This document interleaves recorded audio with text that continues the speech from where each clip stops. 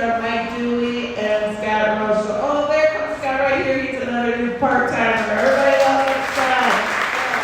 And he's doing 293 on Thursday and Friday morning. So welcome.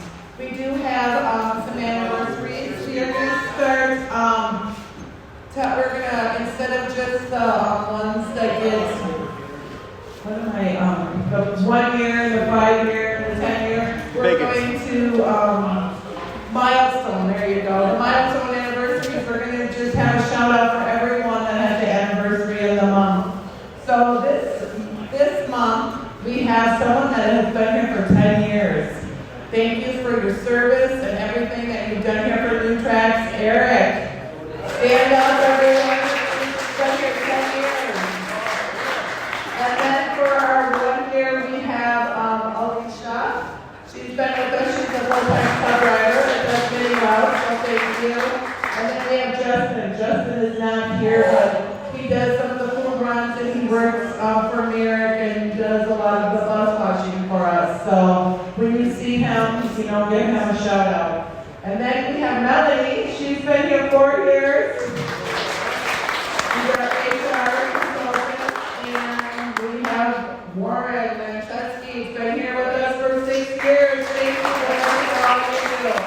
We appreciate all you members. And I'm going to give the floor to Mike. He's going to talk about Willow, but here it is.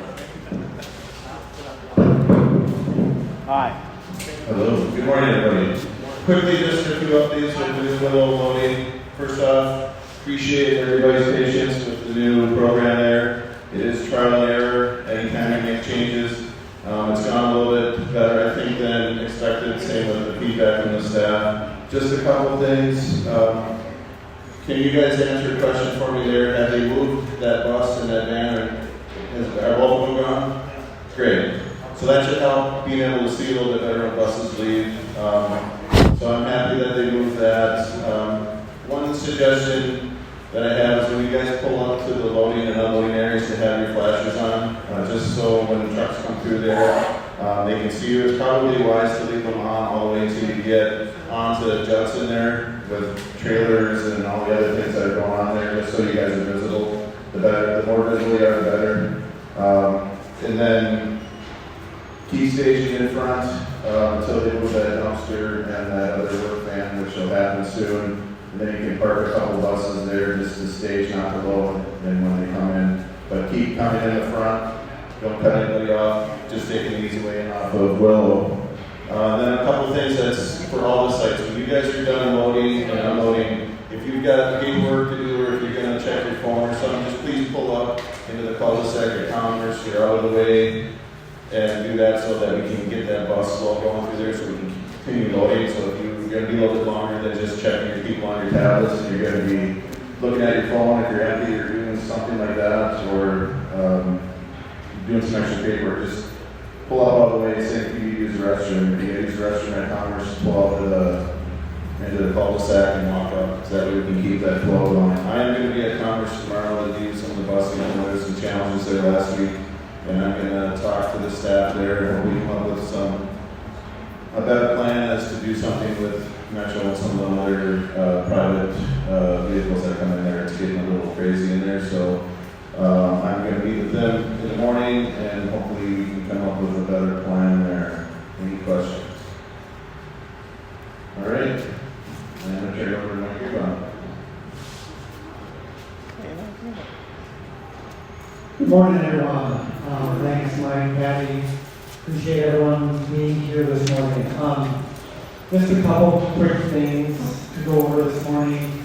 First of all, last month I was able to let everyone know that we received a great award from the White Bear Chamber of Commerce for the work you guys all do on a daily basis. And last week I happened to be at another event at the White Bear Center for the Arts, and had 3 people come up to me during the event just thanking me for the work that you guys all do on a daily basis and the great asset that we are to our community, both from disability and senior transportation. So feel good about the work that you're doing out there on a daily basis. It is being recognized in our community, the way you're driving, the way you treat your passengers and riders and the impact that you're having on a daily basis. So very appreciate it. A couple things that are coming up is please expect to see Patty, Mike, Lee, or myself on a route coming up in the near future. We're doing this based on a goal that the board has put out there. They want to make sure that we continue to have our pulse on the work that you guys are doing on a daily basis. So you may see us hopping on a bus just to ride along and observing, communicating with the riders, and just making sure that we continue to understand what you guys are going through on a daily basis and what's happening on a daily basis with the organization. And that is what we're out there to do. And if there's things when we're out there that you want us to be paying attention to, everything like that, please feel free to let us know. Yes? Will we have notification of when that happens, or just that morning, or? Probably just that morning, we'll hop on the bus. We'll make sure that there's a reminder bus, and we're not on a bus that's too full, it doesn't have any bus. Secondly, in January, we had a vast majority of a meeting that was just a driver-only meeting where the admin staff stepped out of the room to allow you guys to have some direct communication to pass along some thoughts and ideas that they would be more comfortable to share with us outside of the room. We're going to do that again in next month. And some of the comments we got back in the survey, where we had a number of you give us comments about it, were we'd like some better idea of what you're looking for so we can have some more thoughtful ideas coming to that meeting. Well, one of the topics we'd like for you guys to discuss at the June meeting is administrative management competencies. Another goal that the board had put to us is for some management administrative training. So in the next month, as you prepare for that June board meeting, I see the tackle we want to know how we can do a better job to support you. So if there's trainings that we can get out there to help us do a better job, we'd love those suggestions and ideas from you. So if you can come with some of those thoughts and ideas for that June meeting, please do so. And some of the other comments we saw is that some people did not feel that that meeting was helpful. At that June meeting, we don't want to be wasting your time. At that June meeting, the first part of it, first 10, 15 minutes that we will be here, we expect, and it will be mandatory for everyone. But if you don't feel that the rest of that meeting is valuable and a good use of your time, you don't have to be part of that. We want this to be something that's valuable and useful for you. And if it's not going to be, then you do not need to stay for the rest of that meeting. We love the feedback and we want your comments, but if that's something that is not going to be valuable for you, feel free to go. So the last thing I want to do is that we will introduce them a little bit more in a second here. I want to thank Detective Mike Sellner and Sergeant Jim Dunlop for being here. For listening to our announcements until we get there. We really appreciate the time and the service that you guys provide our community. So thank you.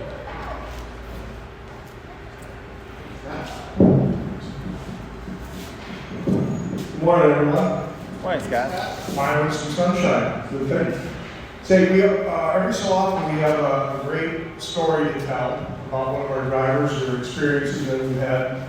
And today I'm going to put Dale Meyer a little bit on the spot. Could you stand up for just a moment, Dale? We want to recognize you. Before you will on time, so go ahead. Back in April, on Friday the 17th, Dale was driving in a community that took a Walker Methodist senior group to the Mall of America. There was a circus outside there. Does anybody remember or have any recall what happened at that circus? There was a guy with a gun. There was no shooting that took place. Dale was parked within, half a block of there? 200? It wasn't 260? 250? Okay. And he could see the gun, he could see the guy that had the gun, and sheriffs and police were all over the place within moments. Dale said he would not leave. They were wanting him to leave. He said, I have people in this tent. I need to get them out of harm's way. They wouldn't let him get any closer. In fact, they tried to get him to move farther away. And they almost threatened you, the police, which they had their job to do, right? But he did not want to leave. The story ended well. It was a good ending. He got home safe. But here's a guy who just stood in the midst of some real crisis and took care of the clients that were out here. So I'd like to give another warm round of applause to him. Thank you for your service. You did exactly what was expected, nothing less. So we appreciate that. And with that, I will turn it over to reading now.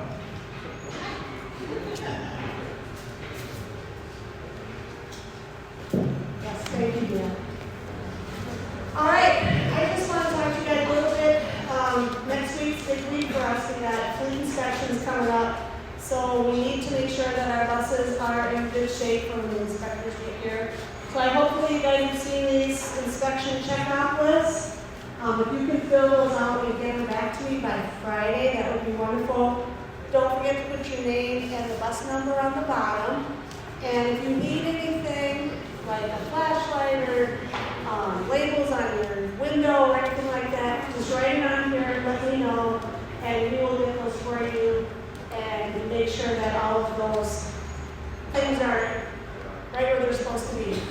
One other thing that we really, the mechanics have been doing a great job, James, let me come up here, and have been working hard to make sure that all of the different mechanical things on the bus are working and in good shape.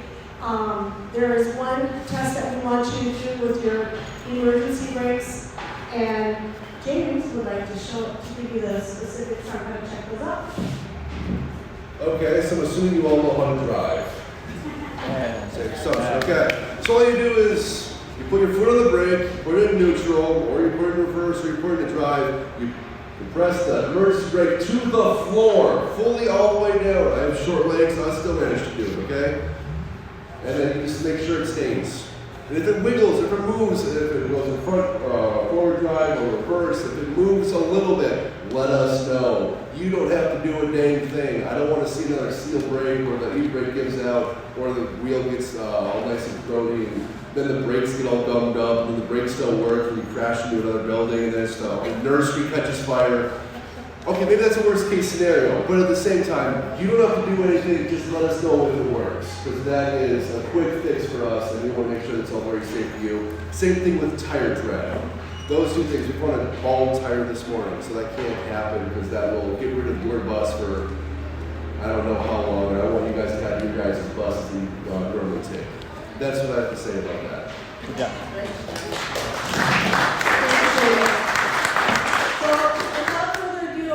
To go into our active intruder training, and Sergeant Mike Selmer, Detective Mike Selmer, I made you just name you Sergeant, and Sergeant Jim Dunlap are here to give us some specifics, and it's too bad that we have to talk about this, but you guys have all heard on how important this training is and how much of an uptick there is of this sort of thing. And without me babbling on about it, I can hand it over to you guys. Want to introduce yourself?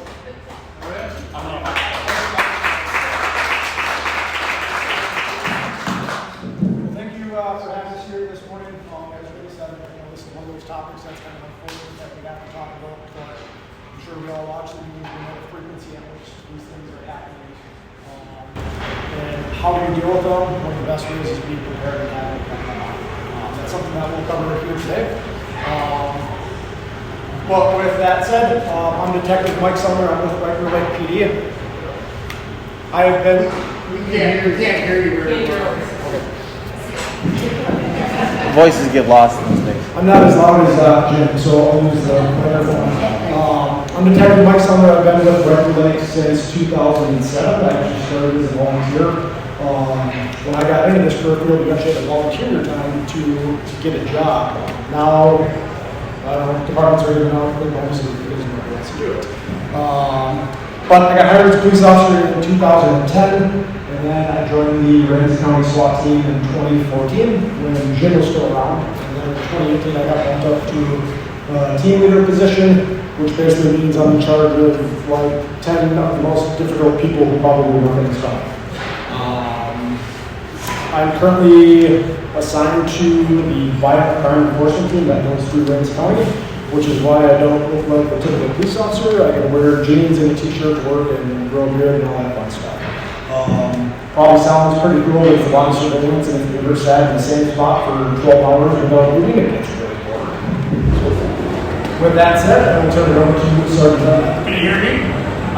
I'm not a microphone kind of guy. I'm used to yelling at traffic, so I've got a good voice. Not like I've been with the department 30 years. I'm actually done next week. I started out in the jail down on the river, and I moved through courts, patrol, and I've been blessed to be out of patrol ever since. I became a SWAT operator eons ago, worked my way up to the commander of the team. I was the guy that was in charge of guys like Mike. Mike said he had 10 problems. I had about 40. So, but this is a topic that's near. I'm also in charge of our school resource officers, the fleet, the K-9 unit. I'm the jack of all, knower of nothing. And I like it. Makes life easy. This is a topic that's near and dear to our heart. The sheriff's near and dear to him also. I understand that we're under time constraints, so I'm going to pound through these pretty quickly. Just to get to, we like run, hide, fight as it's simple. We all grew up knowing that, hey, stop, drop, and rolls for what? Fire. Fire. Well, run, hide, fight is a lot easier. The video that they've got is decent and it talks to you, not to us. So with that being said, in my world, all questions are out on the table except for why you got a ticket, because I'm going to tell you what, some cops are assholes and some are cool. You got a ticket, that guy's an asshole. I do swear, and I apologize, up front. And the other thing will be is that we will not have any of the shooters' names in this presentation because they don't deserve it. They should not get any press.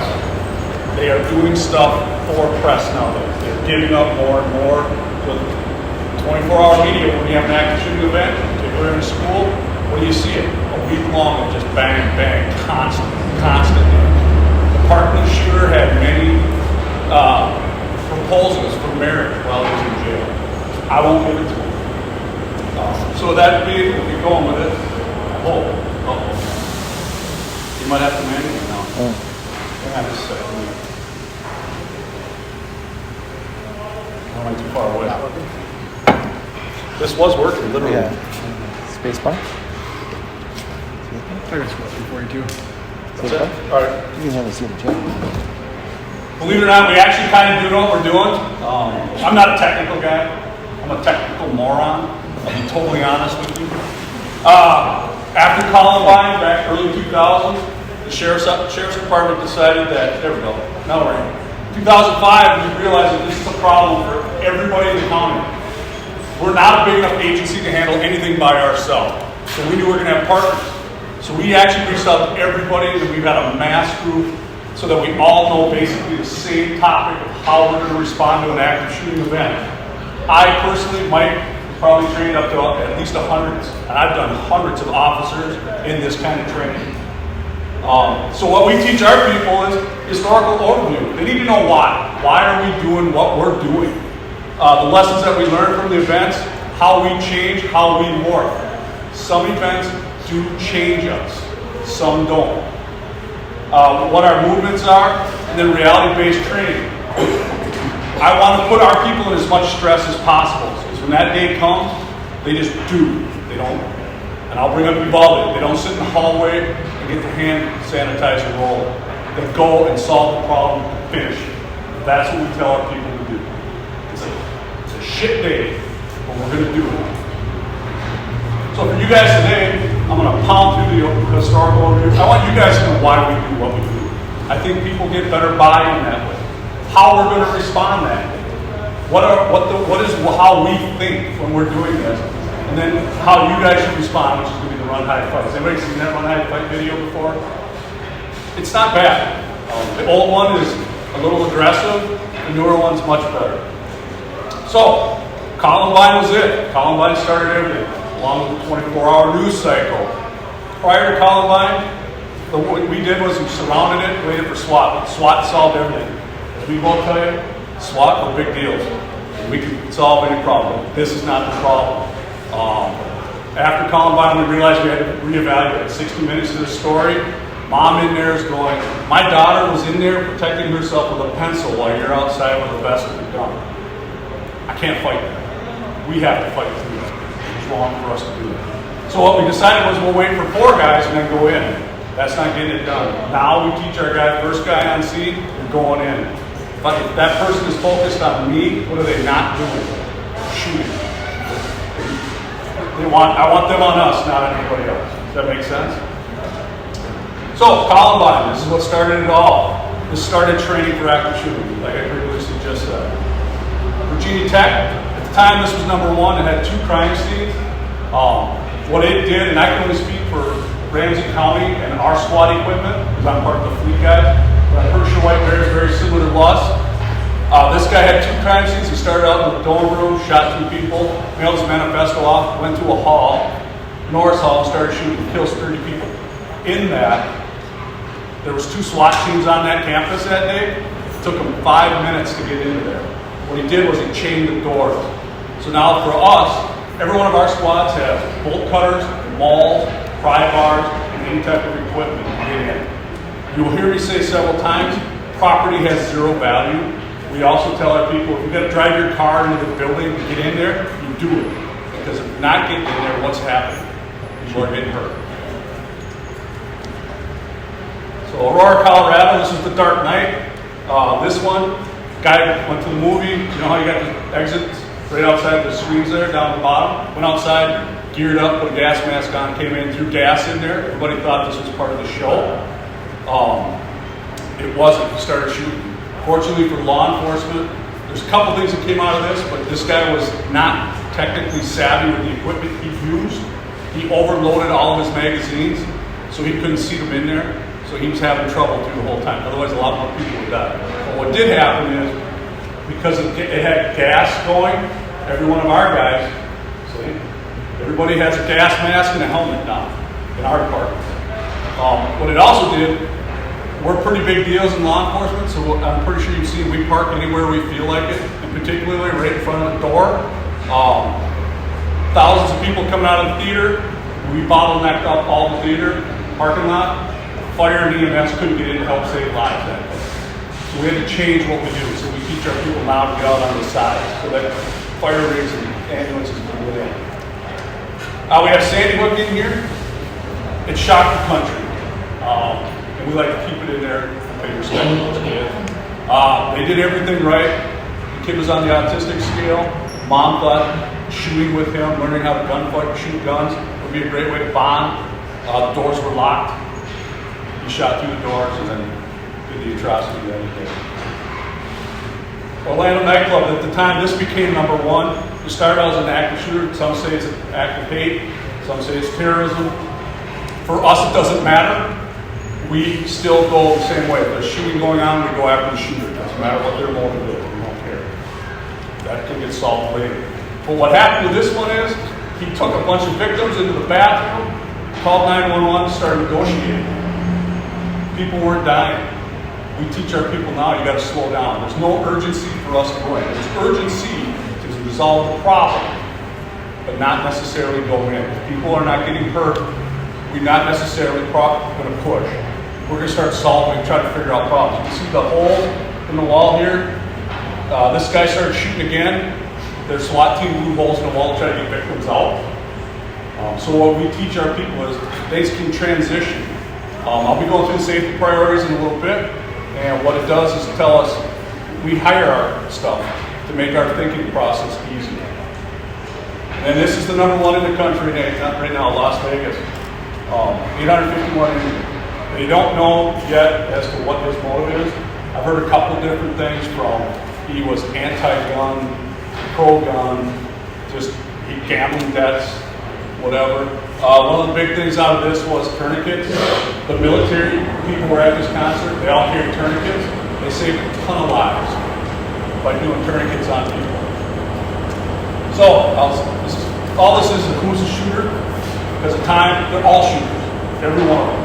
Upper left, I'm sorry. Those are the kids from Jonesboro, Arkansas, 11 and 13, curious about killing. They set up a sniper hide on a hill, pulled a fire alarm, and as kids came out, they started shooting. This was pre-Halloween. That's your Las Vegas shooter, Virginia Tech, Parkland. This guy here, we're going to play the video. It's down in Florida. He's the only one that dies in this, but it's a video of different things. When I say like stress puts different responses in people, this video has it all. Hiding, freezing, fighting, all of it. So we like it. And then this young man here, his dad was a cop. He killed his assistant principal and his principal. But the point of it is, statistically speaking, I can tell you it's a male. That's about it. We don't have any idea who the shooter might be. Females are starting to crop up more now. Like this year, I think there's been, 6 or 7 female shooters this year? That's rare. So statistics, again, the definition of an active shooter. It's an individual or individuals engaged in killing. The vast majority of these people are single, lone wolf people. Attempting to kill people in a confined public area. The criteria for an area is public. Actions result of other criminal acts. They want mass killings, 3 or more. So statistically speaking, depending on where you are in the gun violence spectrum, your statistics, they'll tell you right now there's been, I think it's 700 to 800 mass killing events. True, but not active shooting. Like the Mall of America, we had the shootings there. Those weren't active shooter events. They were directed towards a specific person. So it was a homicidal event. It was not an active killer. An active killer wants to get a high number of body count as easy as possible. One thing to keep in mind with all of this, and this was kind of a shock to me when I was a newer officer, these are not a spontaneous event. These people just don't wake up and decide that they're going to go start killing people. Studies have shown a lot of these are planned for well over 2 weeks, some for well over a month. That's where you start to hear the statement. You kind of saw a lot around 9/11. If you see something, say something. Right? A lot of the debriefs that they do with a lot of the victims and some of the family members, they talk about how they've seen the change in the person. They're more distant. There's an over extraordinary amount of stress, whether it's job loss, divorce, financial stress, bullying in school. These are well planned out events. Like Jim said, we were both on a SWAT team, we're still on it. We do a lot of a high-risk law enforcement operations in the county. Ours are planned for maybe 3 days, and that includes getting background on the suspect, doing a scout or kind of pre-operational planning. That's like what we do. Some of these people, again, are well over a month. And there's red flags always along the way, but for whatever reason, people seem to either miss that or they just flat out ignore it. But a lot of these could have been prevented had some of your senses. So you guys are a business that's not open to the public, right? You're not a health partners, you're not a target. Much like us, our coworkers are kind of our family. I know some of them probably better than my wife because I spend so much time with them.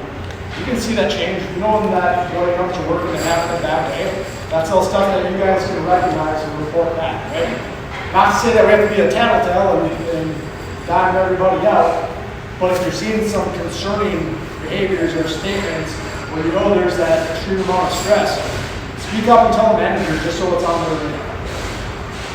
We'd always, like I tell everybody, I'd much rather go talk to somebody and have it be absolutely nothing than read about it in a paper the next day. How many times do you see, oh yeah, now I know that, yeah. So in 2018, there was 27 incidents, 27 shooters. The key is 11 were apprehended by police. I'll just go right to 21. 21, there were 61 incidents, 30 apprehended by police. So that number's going up. I firmly believe these guys are now wanting their own press. And then this just shows how it's starting to escalate. I have not seen 2022 numbers yet, but I'm pretty sure it's going to be up there and staying in consistency. So, where do they all, oh, that's interesting. That's a map of the United States. I think there's 5 states that there hasn't been an active shooting event from 2000 to 2019. So it hits everywhere, some way, somehow. Where they occur, where do you think most occur? In the school?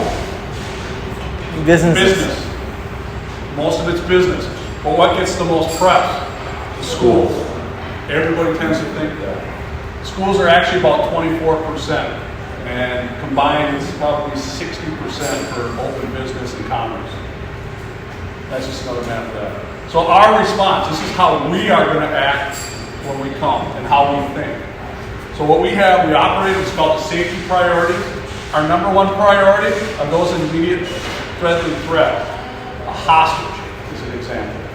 Our next one is everybody that's innocent right around them or in that facility. Next is cops, fire, and EMS. And then the bottom one is going to be my suspect. So what this means is these two people are a higher priority than I am. If Mike and I are going down the hallway, and we know the shooter's down there and I get shot, he has damn well better keep going if I know that there's people down there. They'll come get you later. Same with that. If we're together and we know that that guy's in a room by himself, do I have any urgency to go get him? No, I don't. I'll get him. It's just a matter of time. And he's going to be on our clock now, not his clock. So, does that make sense? It helps our thinking rapidly while we're under stress. You said the magical word, priority. So I kid you not, we as law enforcement got criticized for using the word priority. This actually used to be safety priorities. A certain group out there said, why would you prioritize one person over the next person? The simple answer to that is, for us, the top of that list, you basically have no or very little means to remove yourself from that situation. Like you said, a hostage. You're being held against your will, you're not free to go. And then as you go down, you have the most ability to basically end that situation. Think of any suspect, right? How do you end a situation? You walk out of the house or a building with your hands up and the game's over, just like that. So that's why they're making that ability, basically from least or no ability to remove yourself from it, all the way down to having the most control. So, our response, again, we're going to go stop the bleeding, stop the threat. That's our number one priority. It doesn't mean we're going to bypass people. It doesn't mean we're not going to forget about you. It just means that that initial group, their whole job is to go after the shooter. We will bring in plenty. We work with our fire department. I'm going to tell you, I firmly believe within the first 10 minutes, the fire department will start moving victims out. And it's all about, and I'll tell every fire guy, hey, I go in X part of this building, start running your guys in there, get them out. And I won't send a fire guy in anywhere that I wouldn't walk without a vest on. And I think they all buy in on it, right? Yeah. If there's gunfire, it's a dead sprint through gunfire. Bypass everything. And then if there's no gunfire, we're going to slow down, we're going to start owning real estate while we look for the suspect. By owning that real estate, it actually speeds up our time for moving victims. Most people, and you're going to hear the video, most people die from bleeding in these incidents.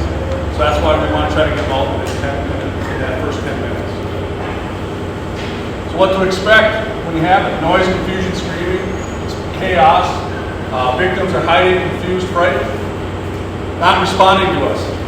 If you encounter us and we use an enhancer word to get you to move because you're not moving, don't be offended. There are certain words in the language that actually solicit responses out of people, negatively and positively. Don't be offended if I tell you a superlative word that you move behind me. It's just trying to get you through. Hunters in the group, carnage. You ever seen when a bullet can do somebody or something? It's pretty massive. We tell our young guys, when I start training all our young guys, first thing I ever ask them is, have you ever seen a dead body not in a casket? not, you better start preparing yourself. Unfortunately, I had the little fentanyl, I had a kid at Little Canada that died of fentanyl overdose. And my deputy that was working with me, he was doing CPR, we got done, we debriefed it real quick, and how, checking how he's doing, and he's like, it's not what I thought. I'm like, what do you mean? He goes, I've been thinking about this day since I started being a cop, and what it would look like to work on a little kid. He goes, not what I expected, but it helped him recover that much quicker. It's just stuff to think about. Fire and sprinkler effort, the gunpowder, the smoke from the gunpowder is going to kick off the sprinklers. Or silence. What do we teach to schools? Lockdown. Lock lights out of sight. You don't hear a peep. Hopefully this works. Hopefully this audio is a Trolley Square Mall shooting quite a few years ago. But you can hear the chaos. If you can hear it well enough, listen for how many guns are involved and how many suspects are involved. It takes a couple seconds. Trolley Square, there's a guy shooting with a rifle. He's got a couple people. The shooting just occurred at 5:15 South 700 East. Direction attached to Trolley Square. Okay, how many of them are? I can only see one shot that he did go up. He was on shooting, be advised, he is still shooting. He's running inside Trolley Square with a shotgun. He shot out of the chasing of the cage. We had shot.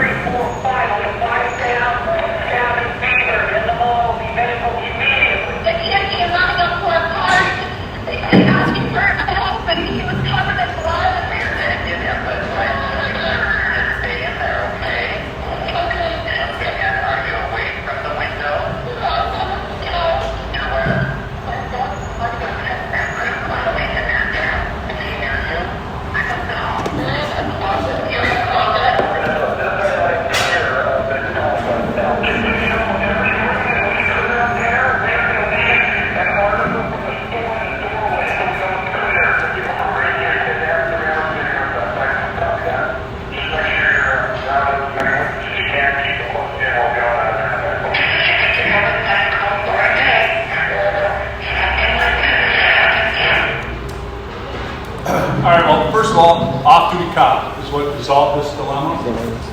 It was February 12th, he was on a Valentine's Day dinner with his wife in the food court. I'm going to get it right out there. If I ever brought my wife to a food court for Valentine's Day, I'm not walking out of that mall. I'm going to tell you that right now. And she wouldn't even need a gun, and she just bludgeoned me down. But did you hear how many guns? I know it's kind of hard to hear. Did you hear how many guns were involved? I said 3. A rifle, a shotgun, and a handgun, right? Reality, shotgun and a handgun. The handgun was an off-duty cop. The shotgun was our bad guy. So that intel's all coming in. If we get to that mall and I see a guy with a handgun and I don't know that that's a cop, what do you think I'm doing? I'm taking it. He's a shooter, right? That's what we hear. So we teach our guys who are carrying on duty to carry plenty of identification and will be quickly prepared to drop the gun. We don't want to make that mistake that day. We're all under stress. When I teach, I just tell people, I don't care what kind of gun, they're like it's a 45 caliber. I don't care what that is. Long gun, short gun. This tells me handgun. This tells me probably a rifle. That's all I care about. I don't care about calibers and brands and all that other stuff. All right, so this is, remember I told you stress does things to people? Watch the people react to this. You're going to see people run, hide, and fight all in this video.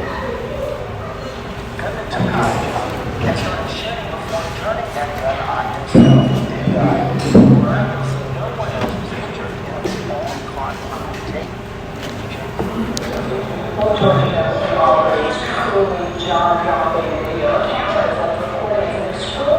hostage drone plays out in Panama City. Now, we must warn our viewers to use discretion if there are children around. The video is graphic and disturbing, but bear in mind, no one is hurt except the government. It was an ordinary school board meeting until Clay Duke took the floor. He spray paints a red V on the wall and clears out the room.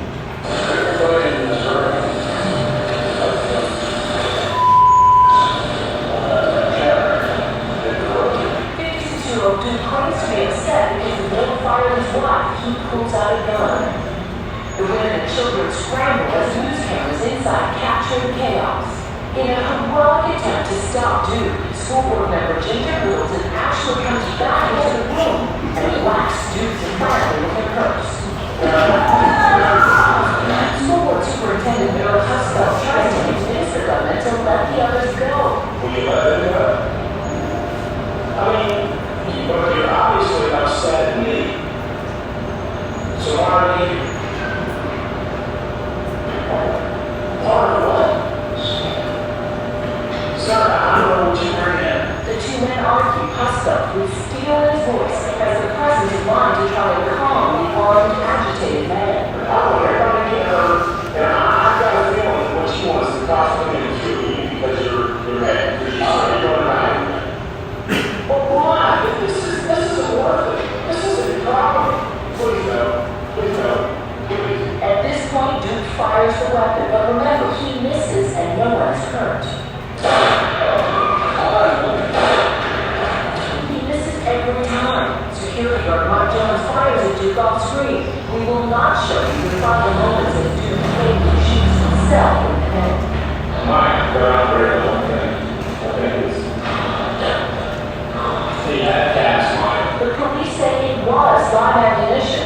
Duke has had run-ins with the law before. In 1999, he was charged with aggravated stalking and served 4 years in jail. Duke's Facebook page features the same logo from the movie V for Vendetta that was spray painted on the wall and rails against the ruffian. All right, first thing out of that, if you go to a meeting and somebody does vandalism right away on the wall, that's probably a sign of what's going to happen, right? It ain't time to get the hell out, right? But did you see how people reacted? There was one lady, she actually ducked down right away and crawled out. Everybody else kind of sat there and was like, wow, what's going on? The one lady pushed her chair in and was like, well, end of shift, I'll see you later. The one lady decided to fight. Great. If that's what you feel you need to do, fight. That's okay. But help her. Don't sit there and watch. They could have easily overpowered her. And then he shot 2 times before they started doing anything to the board. They all just stood there. In fact, one person on the far left literally just stood there and did nothing until law enforcement started shooting. So the point of it is, make a decision, do something. If you think you made a bad decision, change it and keep moving forward. A decision, good or bad, is better than no decision at all. If you do no decision, you become part of the victims. You don't want it. Like he said, you have to commit to an action. Fight should be the last thing that we're probably thinking of, but that might be the best choice.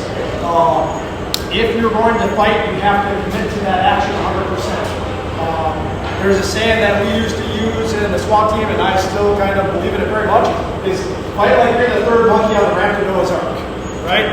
We all know about Noah's Ark, right? 2 animals get on. You're the third one, you're not coming back.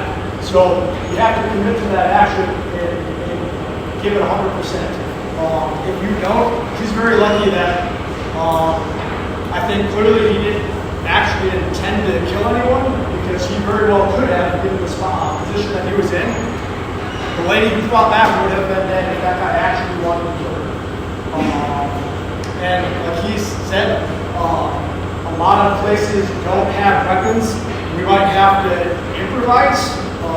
Sure, there's a lot of tools back here, a lot of wrenches. Hit somebody with a wrench, absolutely you can. But some of these things stop by simple manpower. It's 8, 9, 10 people hogpiling a shooter or a potential threat. So if you see one of your coworkers doing that, you're in that same spot, maybe it should be your action too. Alright, so what we want you guys to do is run, hide, fight. This is actually a pretty good video.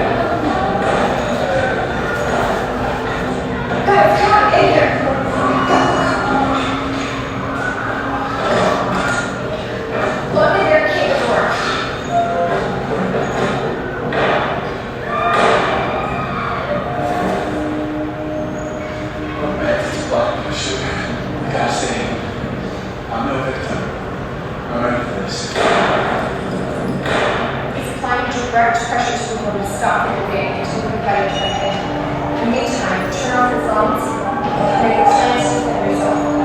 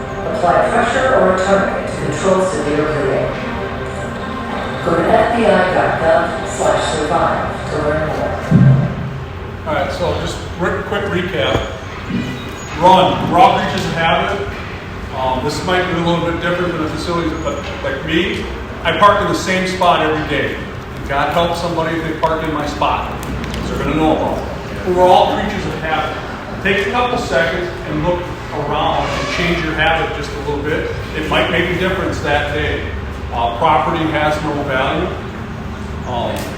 Keep your hands visible. This is safe from us.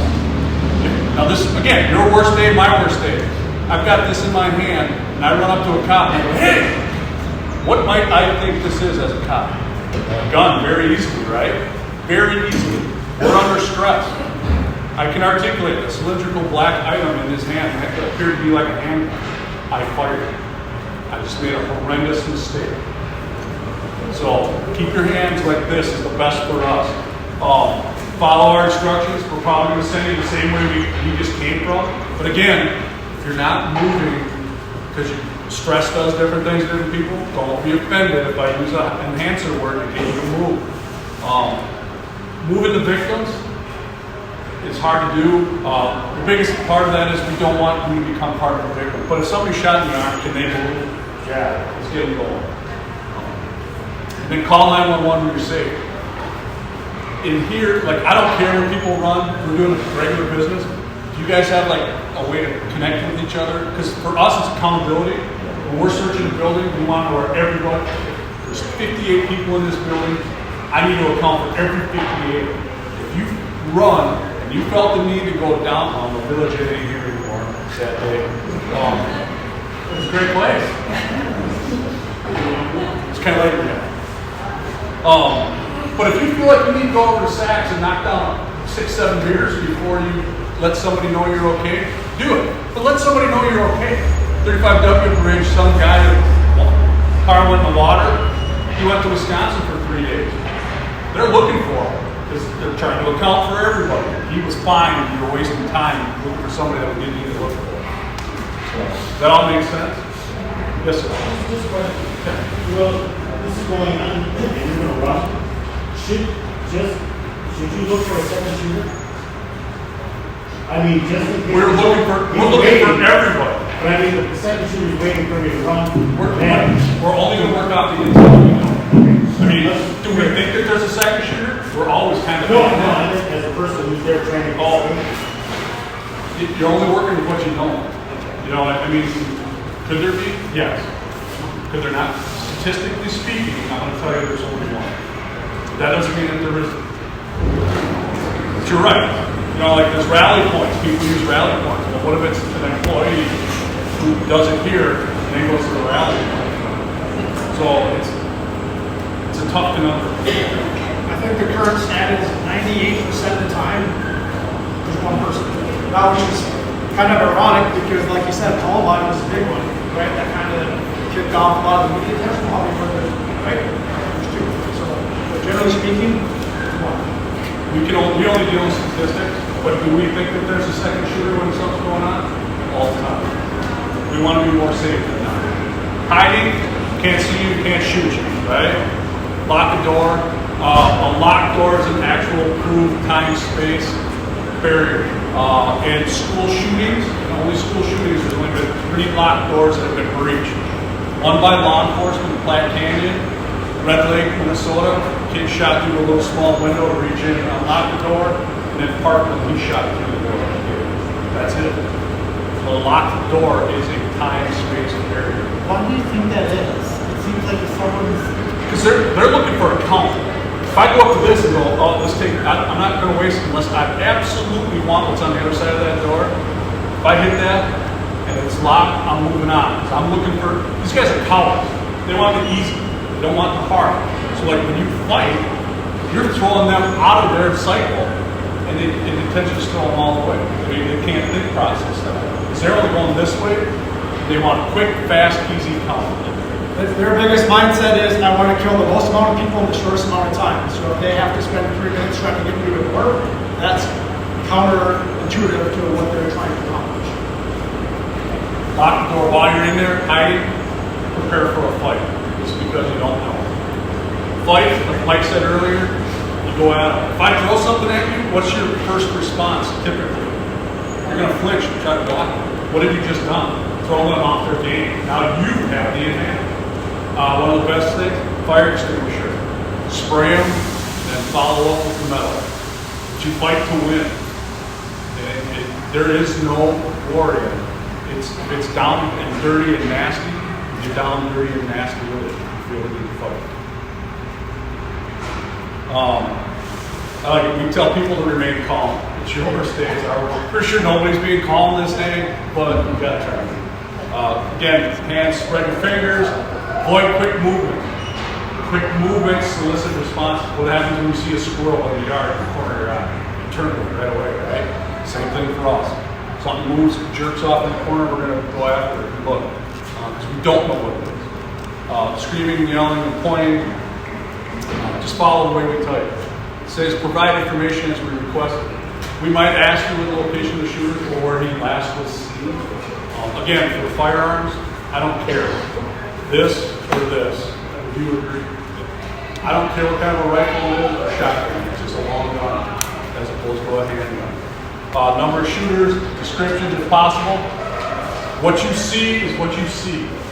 I could run a guy in here with you out without you knowing it, have him scream, yell, and run out, and just cause stress in your world. I'm going to get 7 different opinions of what he was wearing. But what you saw is what you saw. That's okay. And then the number of victims, we're going to find them. Then be aware of your surroundings. I take a few minutes, but I take a couple minutes, like in a mall. Look where exits are. Target where exits are. In a mall, does everybody know what's typically on the back side? I mean, nobody goes to malls anymore as a general whole. I do. I like them. But on a business, in a mall, do you know what's on the back side of that business? Loading dock. What's that? Loading dock. Yeah, a hallway that goes to the loading dock, which is out. Stuff, little things. Like when I go to a restaurant with my wife, I drive her nuts. If we got high top tables and low top tables, we are not allowed to sit at the low top table. High tops are easier to get in and out of. I'm heavy, getting up is not easy. If you're in your stage, secure the door. Just take a couple minutes. It doesn't matter where you go in society. Just take a couple seconds, and once the minute you think, oh, that's an exterior route right there, you're already ahead of the game. You guys are ahead of the game for the fact that we're doing this today. People don't think it's going to happen. Pray to God it never does, but the fact that you think about it, you're already ahead. So, it's in summary, how to do for your time to read. You good? All right. Any questions? That's the best part, because there's pizza and it's smoke. What if you are legally carrying and you into the situation? How do you interact with one? Get that gun out of your hand as fast as possible. Because you don't want to make a bad decision. What if you have it but you don't have it? This can't hurt you, right? And then if you tell them, if you're not doing anything, if you're bolstered up and you're not doing anything, we're not going to care. The Parkland shooter left with the kids. He dumped his guns into a garbage can and fled. He's not hurting anybody. I don't care what people have, as long as what they're doing. Does that make sense? But if you have it out, You could be a second shooter. you could be. But again, I'm only working with what I know. If he's got it under a jacket, how do I know? I'm not going to stop and pass him. Because I'm focused on one other thing. Does that make sense? Kind of goes back to that audio too, right? The gentleman that had the gun that pulled it out. Well, you don't know who he is. Now you see, him with the gun. You hear gunshots, and that's what gets reported. So, what's the right decision in the moment? There's so many variables that go into it. Can add confusion to the situation, can make it more chaotic. But on the flip side, I know just working from right there, depending on where something's at, it still might be a 3, 4, or 5 minute response time. What can you do in 4 minutes that I can't because I'm not there? Those are all decisions that you obviously have to make if you carry fire. Yes, sir. Yeah, that's what I was going to ask about him. If you're on the scene there and somewhere where you're out there, that's single carry, you guys are obviously nowhere near there. There's a active shooter. He doesn't see you. You're close. That's up to that person that's carrying. Okay. We are all raised that killing is bad. It's morally not good.